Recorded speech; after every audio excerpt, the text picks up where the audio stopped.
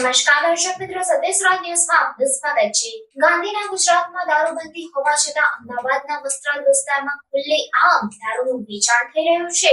ગાંધીના ગુજરાતમાં દારૂબંધી હોવા છતાં ખુલ્લેઆમ દારૂ વેચવા પરમિશન જેવું અપાઈ રહ્યું છે।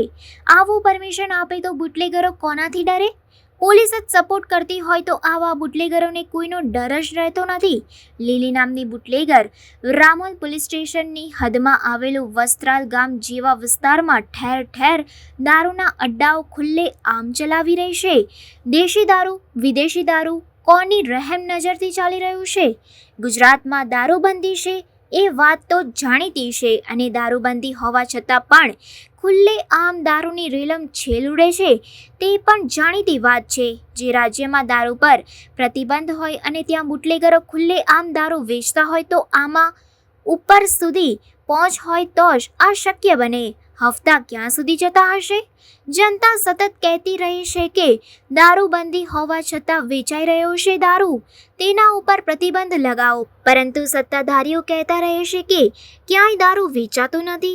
તો આ જુઓ ગુજરાતના આર્થિક કેપિટલ અમદાવાદના દ્રશ્યો।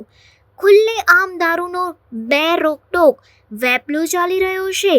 પોલીસની રહેમ નજર હેઠળ દારૂના અડ્ડાધારીઓ કેટલાય ઘર બરબાદ કરી રહ્યા છે। લઠ્ઠાકાંડ જેવી પરિસ્થિતિ થશે તો જવાબદાર કોણ? તેવા અનેક સવાલો ઊભા થઈ રહ્યા છે। સમાચારોની ઝડપી અપડેટ માટે હમણાં જ સત્ય સ્વરાજ ન્યૂઝ ચેનલને લાઇક, શેર અને સબસ્ક્રાઇબ કરો।